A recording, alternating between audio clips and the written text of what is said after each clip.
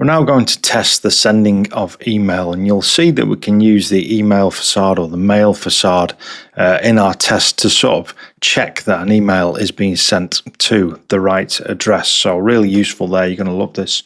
First of all, though, what I want to do is just make sure we have a from address here. So if we look at envelope and the properties on there, you'll see that from is one of those, and so this will tell the recipient where the email has come from. So very useful.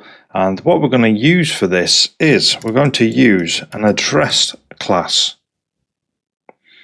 And so the one you want is this one here, illuminate mailables address.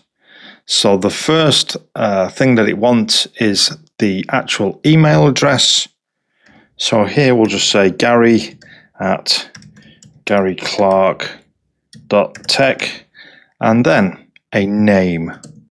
Okay, so a little bit more information added there and a little bit more information which we can test against. Let's go over now to our subscribe form test. And this is the one that we're looking at. So this is our happy path. Subscribes a user and triggers post-subscription actions.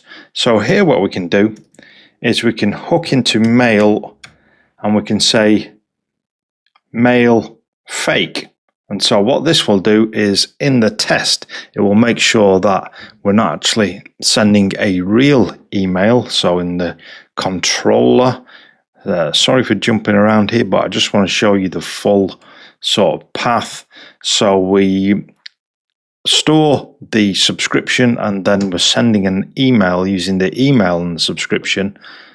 Now obviously we've not injected anything in here, so we can't swap out the mail for a different one, but that's okay, because if we are using the mail facade, the Laravel mail facade, what we can do, even though we've not used dependency injection, is Laravel will handle some of this for you. And for a lot of these things where you're using facades, it will also provide a test helper. So you can say mail fake. It won't send a real email, but what it will give you is the ability to check that the correct email would be sent. And also, if you think about how we sent this, we said we want to queue it. We don't want it to happen synchronously. We just want to put it on a queue in the background so that our application can keep running, and then that will happen asynchronously. It will just get sent without actually slowing up the process or blocking the process here. So we can assert that an email was queued. And so here we can say mail assert queued. First argument is the actual mailable. Let's go and have a look at this. Okay, not the easiest to read here, but here's the assert queued method. First argument being a string, the name of the mailable. And so in our case, that is the subscription confirmation mailable. And then the second argument, we can provide a callback.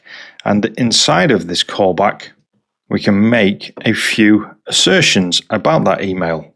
Okay, so basically what we return from here needs to evaluate to true.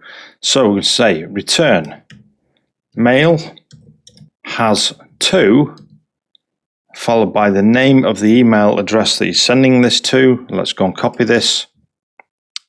Okay, so we're saying that we're sending it to this email address, and then you can just chain on a bunch of these things. So I'll do this in the background.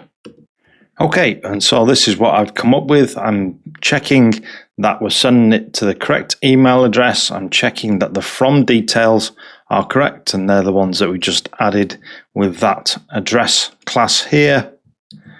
The message is correct, the tags are correct, and also the metadata is correct. And so if all of that evaluates to true, then this test should still pass. So let's go and try this out. PHP artisan test. We are filtering for subscribes a user and triggers post subscription actions. Okay, and we get a passing test. So how about if we go and try and break this and we change the email address to foo@example.com. Hopefully this will now fail.